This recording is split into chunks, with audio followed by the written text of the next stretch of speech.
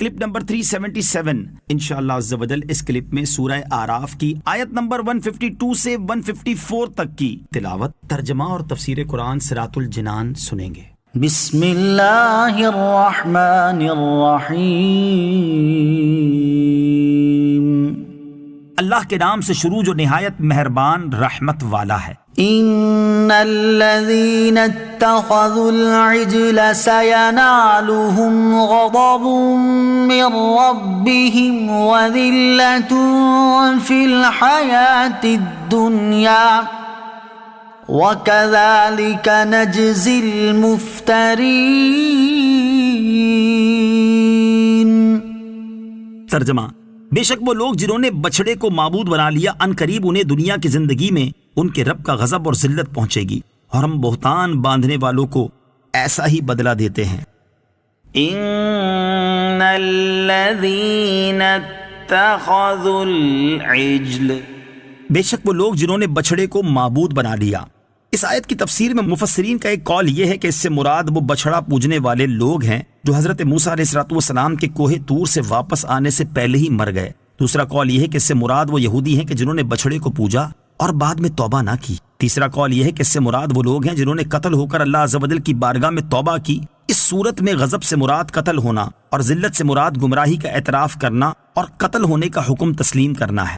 چوتھا قول یہ ہے کہ اس سے مراد سرکار دو عالم علیہ السلام کے زمانے کے یہودی ہیں. حضرت عبداللہ ابن عباس رضی اللہ تعالیٰ عنہما فرماتے ہیں یہ وہ لوگ ہیں جنہوں نے حضور سید المرسلین صلی اللہ تعالیٰ علیہ وسلم کو پایا اور ان کے آباء و اجداد بچڑے کی پوجا کرتے تھے، اور غضب سے مراد آخرت کا عذاب ہے، اور دنیا میں ذلت سے مراد جزیہ دینا ہے. عطیہ عوفی کا قول ہے کہ غضب سے مراد بنو نذیر اور بنو قریظہ کا مسلمانوں کے ہاتھوں قتل ہونا، اور ذلت سے مراد انہیں حجاز سے جلا وطن کرنا ہے. وَكَذَلِكَ نَجْزِي الْمُفْتَرِينَ، اور ہم بہتان باندھنے والوں کو ایسا ہی بدلہ دیتے ہیں. یعنی جس طرح ہم نے ان بچڑے کی پوجا کرنے والوں کو بدلہ دیا، اسی طرح ہم ہر اس شخص کو بدلہ دیں گے جو اللہ عز و جل پر جھوٹ باندھے اور غیر خدا کی عبادت کرے. ابو کلابہ کہتے ہیں اللہ کی قسم یہ قیامت تک ہر بہتان باندھنے والے کی جزا ہے کہ اللہ تعالیٰ اسے ذلیل کرے گا. حضرت سفیان بن عیینہ رحمۃ اللہ تعالی فرماتے ہیں یہ سزا قیامت تک آنے والے ہر بدعتی کے بارے میں ہے. حضرت مالک بن انس رضی اللہ تعالیٰ عنہ فرماتے ہیں ہر بدعتی اپنے سر کے اوپر سے ذلت پائے گا. پھر یہی آیت تلاوت فرمائی. بدعت کی تعریف: بدعت کے لغوی معنی ہے نئی چیز، اور بدعت کے شرعی معنی ہے وہ عقائد یا وہ اعمال جو حضور علیہ السلام کی ظاہری حیات کے زمانے میں نہ ہوں، بعد میں ایجاد ہوئے ہوں. بدعت کی اقسام: بنیادی طور پر بدعت کی دو قسمیں ہیں، بدعت حسنہ، بدعت سیئہ. بدعت حسنہ یہ ہے کہ وہ نیا کام جو کسی سنت کے خلاف نہ ہو، اور بدعت سیئہ یہ ہے کہ دین میں کوئی ایسا طریقہ ایجاد کرنا کہ جس کی اصل کتاب و سنت میں نہ ہو اور اس کی وجہ سے شریعت کا کوئی حکم تبدیل ہو رہا ہو. والذین عملوا السیئات ثم تابوا من بعدها وآمنوا ان ربک من بعدها لغفور رحیم. ترجمہ: اور وہ لوگ جنہوں نے برے اعمال کیے پھر ان کے بعد توبہ کر لی اور ایمان لے آئے تو بے شک اس توبہ و ایمان کے بعد تمہارا رب بخشنے والا مہربان ہے.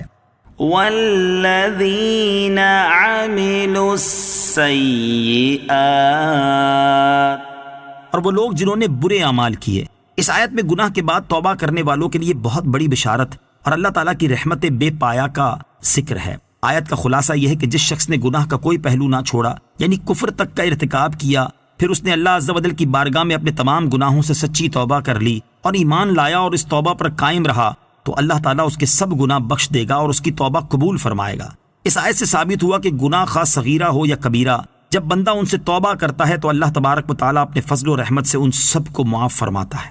ولما سكت عن موسى الغضب أخذ الألواح وفي نسختها هدى ورحمة للذين هم لربهم يرهبون. ترجمہ: اور جب موسیٰ کا غصہ تھم گیا تو اس نے تختیاں اٹھا لی، اور ان کی تحریر میں ہدایت اور رحمت ہے ان کے لیے جو اپنے رب سے ڈرتے ہیں. وَلَمَّا سَكَتَ عَن مُوسَى الْغَضَبُ، اور جب موسیٰ کا غصہ تھما. اس سے پہلی آیت میں حضرت موسیٰ علیہ السلام سے حالت غضب میں جو کچھ صادر ہوا اس کا ذکر کیا گیا. اب اس آیت میں غصہ تھم جانے کے بعد حضرت موسیٰ علیہ السلام سے جو واقع ہوا اسی بیان کیا گیا ہے. چنانچہ جب حضرت موسیٰ علیہ السلام پر قوم میں آ کر تحقیق کرنے سے بھی یہ ظاہر ہو گیا کہ ان کے بھائی حضرت ہارون علیہ السلام سے کوئی کوتاہی سرزد نہ ہوئی تھی اور انہوں نے جو عذر بیان کیا وہ درست تھا، تو آپ کا غصہ جاتا رہا اور آپ نے تورات کی تختیاں زمین سے اٹھا لی. یاد رہے کہ جب حضرت موسیٰ علیہ السلام کو غصہ آیا تو آپ نے دو کام کیے تھے. نمبر 1 تورات کی تختیاں زمین پر ڈال دی. نمبر 2 حضرت ہارون علیہ السلام کو سر سے پکڑ کر اپنی طرف کھینچا. جب غصہ ٹھنڈا ہوا تو اس کی تلافی میں بھی حضرت موسیٰ علیہ السلام نے دو کام کیے. تورات کی تختیاں زمین سے اٹھا لی.